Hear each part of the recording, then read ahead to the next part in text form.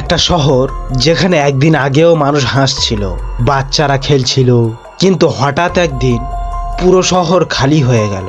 ঘরগুলো খোলা, খাবার টেবিলে পড়ে আছে, আর খেলনাগুলো এখনো মাটিতে। কিন্তু একজন মানুষও নেই। কি এমন ঘটেছিল যে মানুষ সবকিছু ফেলে পালিয়ে গেল?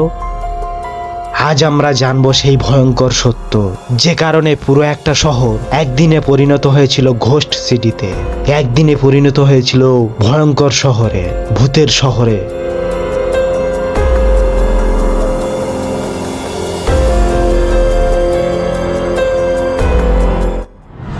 ইউরোপ মহাদেশের ইউক্রেনে এই শহরটির নাম প্রিপিয়াট। একটা সময় এটি ছিল একটি আধুনিক ও সুন্দর শহর। প্রায় 50,000 মানুষ এখানে থাকতো। স্কুল, পার্ক, হাসপাতাল সবকিছু ছিল। কিন্তু 1965 সালে 16 এপ্রিল রাত সবকিছু বদলে যায়। সেই রাতের কাছে একটি নিউক্লিয়ার প্ল্যান্টে বিস্ফোরণ ঘটে, যার নাম ছিল চার্নোবিল নিউক্লিয়ার পাওয়ার প্ল্যান্ট। এই বিস্ফোরণ এতটাই ভয়ঙ্কর ছিল যে বাতাসে ছড়িয়ে পড়ে মারাত্মক রেডিয়েশন। কেউ প্রথমে বুঝতে পারে মানুষ স্বাভাবিকভাবে জীবন চালিয়ে যাচ্ছে, কিন্তু ধীরে ধীরে মানুষ অসুস্থ হতে শুরু করে।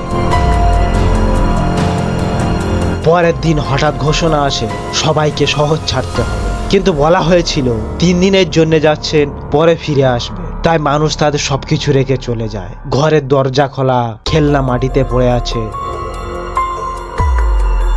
খাবার টেবিলে রয়ে যায়, কিন্তু আর কখনো ফেরা হয়নি।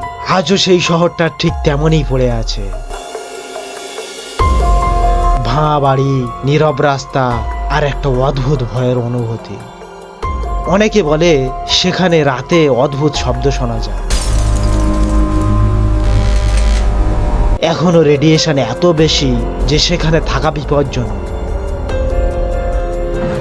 একটা শহর যা একদিন ছিল জীবন্ত, আজ সেটাই মৃত্যু আর নীরবতার প্রতীক। প্রশ্ন হলো, আমরা কি সত্যি প্রকৃতির শক্তিকে নিয়ন্ত্রণ করতে পারি, নাকি একটা ভুলেই সবকিছু শেষ হয়ে যেতে পারে?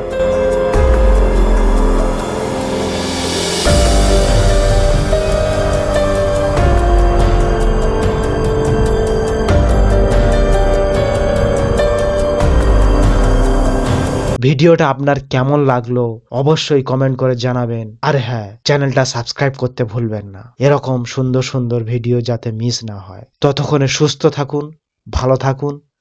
দেখা হচ্ছে পরবর্তী কোনো ভিডিওতে।